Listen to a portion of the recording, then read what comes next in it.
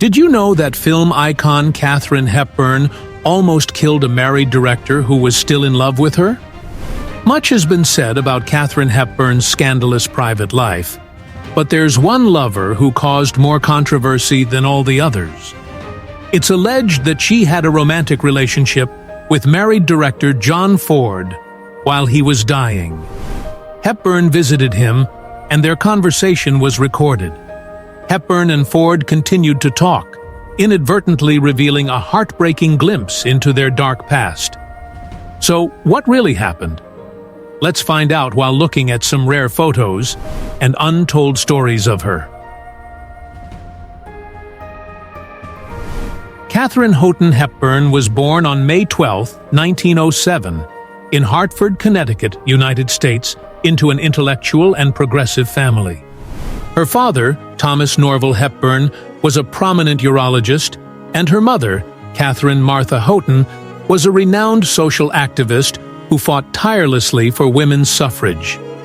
Raised in a liberal and enlightened environment, Katharine quickly developed an independent, strong personality and a critical mind.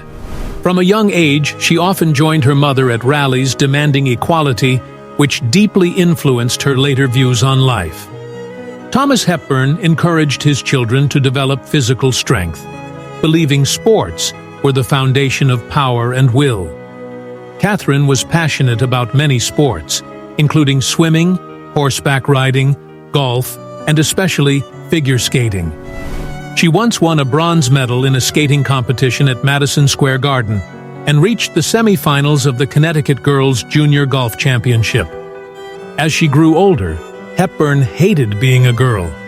She felt more connected to boys and decided to chop off her hair, insisting everyone call her Jimmy instead of suppressing her tomboy spirit.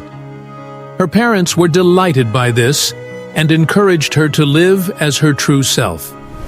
Thanks to their unconditional support, she blossomed into a woman destined for greatness. She became a skilled golfer, but more importantly, she began to discover her love for cinema. At the age of 13, she and her brother Tom traveled to New York during Easter break to stay with their aunt. The two siblings seemed like a picture of happiness, but the morning after attending a play, Hepburn discovered something deeply disturbing that would haunt her for the rest of her life. She found that her beloved 15-year-old brother had died, apparently by suicide.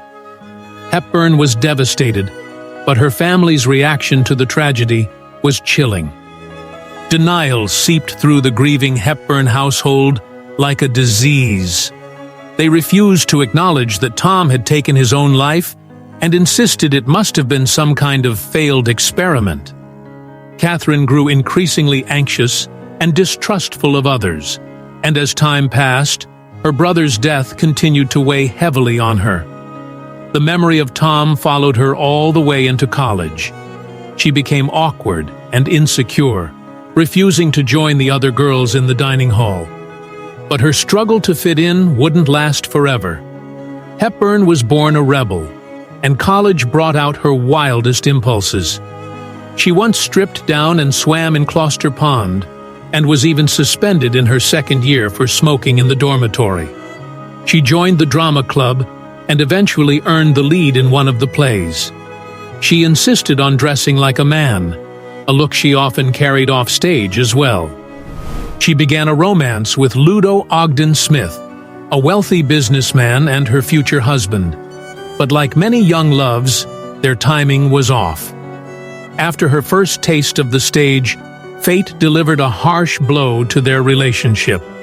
Hepburn knew deep down that this was her true calling, but her father didn't believe in it.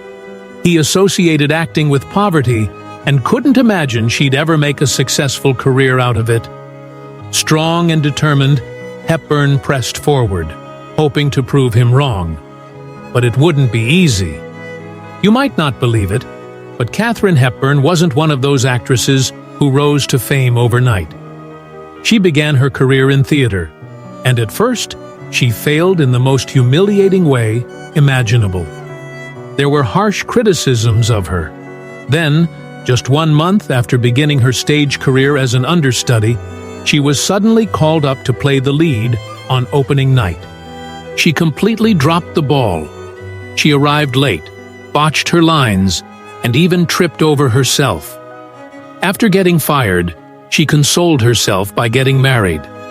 But just weeks into the role of being a wife, she was desperate to escape and return to her career. After 6 years of marriage, Hepburn took advantage of her husband's deep devotion to her, without fully returning his affection. Smith was a loving husband who supported her emotionally and financially, but in the end, his love was never fully reciprocated. Her heart belonged to the stage. Katharine had a hard time holding on to work. No matter how hard she tried, theater companies kept firing her. In 1931, she asked playwright Philip Barry why he didn't want her in his play. His answer was so brutally honest that it broke her heart. Rejection shook her, but she kept pushing forward. Luckily, she did, because just as she began to flounder, she landed the role that would change her life forever. In 1932, she had her big breakthrough in the stage play The Warrior's Husband, a Broadway production that finally earned the glowing reviews she had always dreamed of. And like any true Hollywood fairy tale, Hepburn found herself auditioning at RKO Studios. Landing a role in a bill of divorcement was a once-in-a-lifetime chance. Hepburn boldly demanded $1,500 a week, an unheard-of sum for an unknown actress. The studio took a huge gamble casting her, but they wouldn't regret it. Though it was her first film role, she showed no signs of nerves under pressure. She bloomed. When her debut performance lit up the screen, critics were stunned by her commanding presence. RKO signed her to a long-term contract, and just 2 years later, she won the first of 4 Academy Awards she would earn throughout her career. Though she never attended a single Oscar ceremony, Hepburn soon realized that Hollywood wasn't just about acting. Behind closed doors, the personal lives of actors were filled with their own tragedies. And before long, she found herself swept up in a scandal of her own. Moving to Hollywood brought Katharine Hepburn's already fragile marriage to its inevitable end. It wasn't just her rapidly rising career that caused the split. It was also the secret affair she began with her married agent, Leland Hayward. Surprisingly, her divorce ended on good terms. She and her ex-husband remained close friends for life. While she was involved with Hayward, she also found herself falling for another man, a relationship she kept as private as possible. According to a controversial biography by Barbara Leeming, Hepburn also caught the attention of director John Ford, with whom she worked on the set of Mary of Scotland in 1936. Ford and Hepburn were like 2 peas in a pod. Their friendship blossomed effortlessly, and by the time filming wrapped, the director was completely captivated by his tomboy leading lady. In fact, he was so smitten that he planned to divorce his wife Mary so he could marry Hepburn. But it all fell apart when his wife threatened to take their daughter away. Ford's niece said that Hepburn even tried to win Mary over by offering her $150,000 in hopes of freeing both Ford and his child. But the actress underestimated Mary Ford. Mary Ford was known for being a heavy drinker, often going on long benders, though never while filming.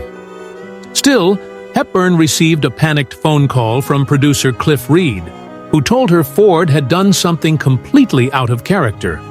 He was drunk and spiraling while still in the middle of a production.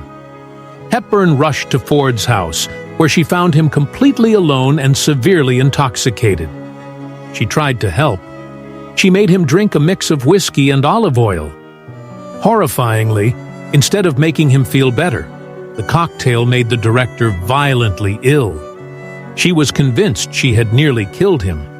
But worse, she realized she couldn't save him from his self-destructive ways.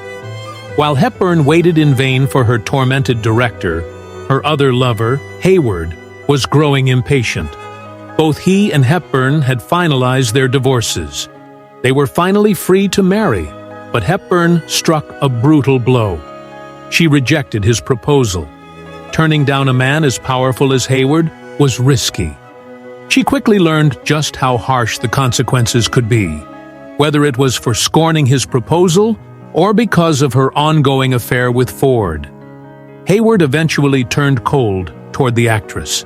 At first, he had promised her a role in the play Stage Door, but after she betrayed him, he ripped the script to shreds right in front of her.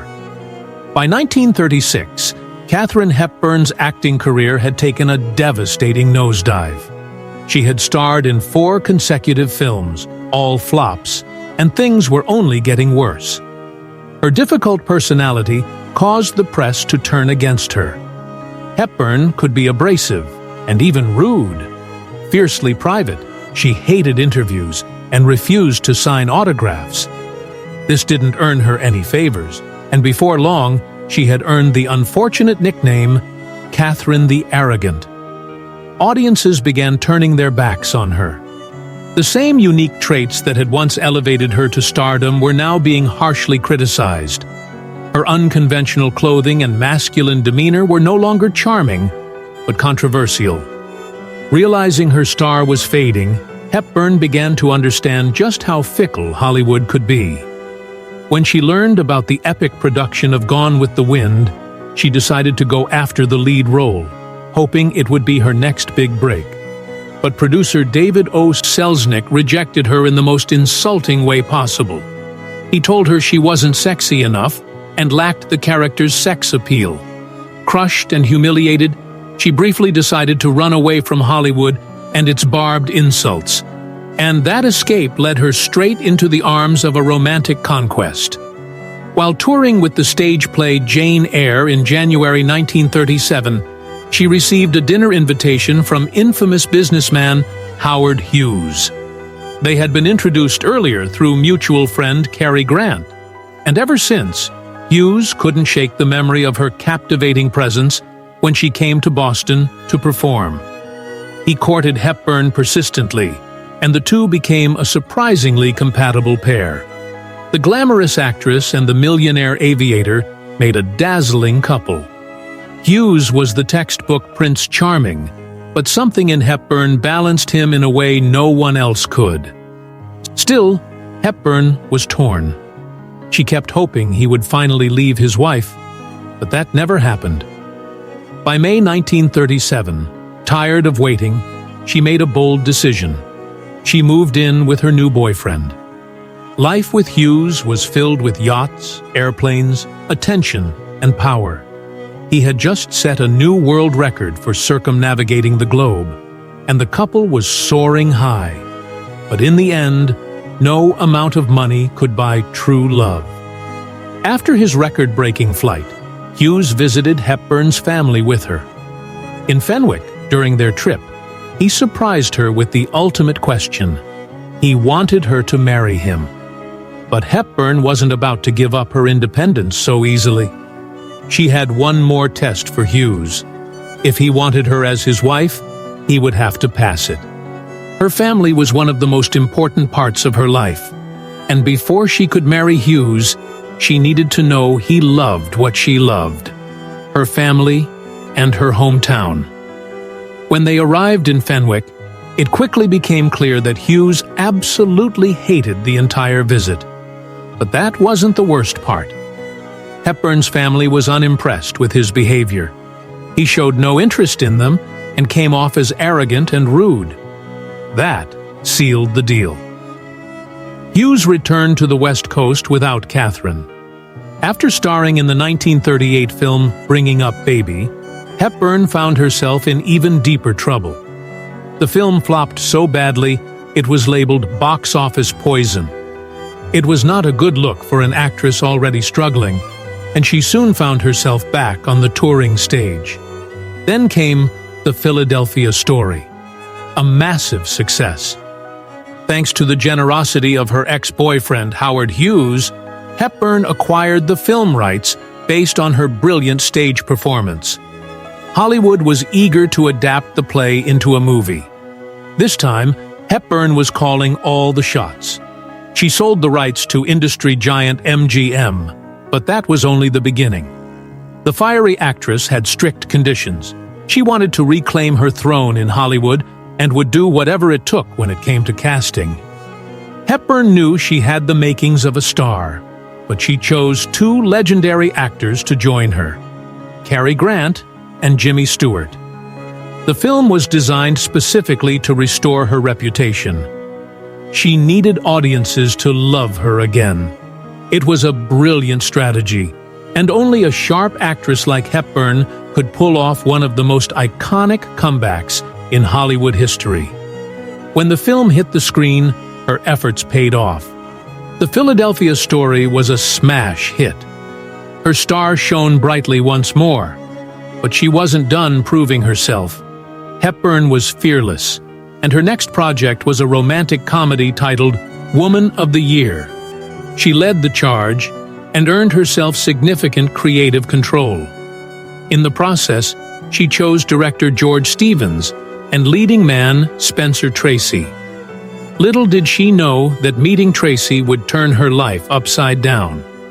Many believe Spencer Tracy was the love of Katharine Hepburn's life, and Woman of the Year marked the beginning of their turbulent romance. Hepburn fell for Tracy at first sight. She had her eyes on him, though at first he didn't seem as smitten with his leading lady as she was with him. Still, the on-screen tension between Hepburn and Tracy captivated audiences. Their chemistry was so electric that studios paired them together again and again. But in reality, their relationship was far more complicated than it appeared.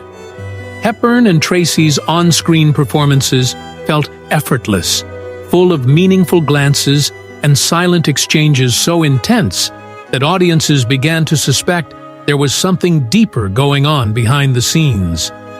The studios did everything they could to cover up their secret romance. The silence only fueled the rumors. Of course, nearly everyone in Hollywood knew the scandalous truth. Tracy was a married man, and his relationship with Hepburn only deepened his overwhelming Catholic guilt.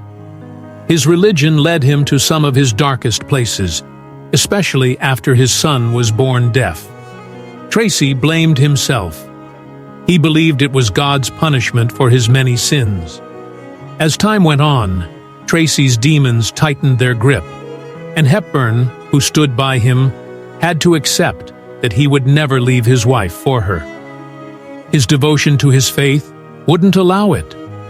Though emotionally estranged from his wife and child, spending most of his time in rented houses or hotels, his love for Hepburn remained hidden. Their relationship had to remain a lifelong secret. Tracy battled anxiety, depression, and addiction. Hepburn herself described him as a tormented soul, and their relationship took a toll on her career. By the 1940s, she was spending much of her time helping him cope with insomnia and alcoholism. In many ways, she became a maternal figure in Tracy's life. Yet, when it came to the idea of becoming a mother herself, Hepburn admitted she never wanted children. But if there was ever a contradiction to the self-professed selfishness she claimed, it was her unwavering devotion to Spencer Tracy. Through decades together, Hepburn continued to build a thriving career. Unlike many of her peers, she achieved the near impossible, remaining popular and in demand even as she aged. She was versatile and adaptable. During much of the 1950s, she even took a bold step into Shakespearean roles. But her greatest test came not from the stage, but from Tracy's declining health. As his condition worsened, Hepburn stepped away from acting for 5 years to care for him.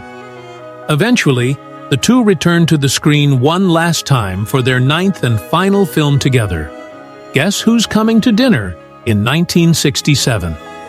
It was a bittersweet experience. She won her 2nd Academy Award for her role in the film, but on June 10, 1967, just 17 days after filming Wrapped, Spencer Tracy passed away. His secret partner and devoted love, Katharine Hepburn, was by his side, still honoring the sacred privacy of their relationship. She didn't even attend his funeral. Hepburn waited until Tracy's wife, Louise, died in 1983 before she finally revealed the truth. But while this infamous Hollywood love story may seem like a closed case, some believe there were secrets hidden within secrets throughout her life. Katharine Hepburn faced criticism for her boyish looks and unconventional sense of style. Her masculine demeanor, disinterest in marriage and children, and fierce independence led the media to speculate about her sexuality. Some wondered if she might be a lesbian, but it didn't stop there.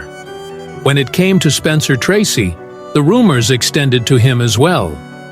Just as there was controversy surrounding Hepburn's alleged affair with John Ford, there was also intense debate about her relationship with Tracy.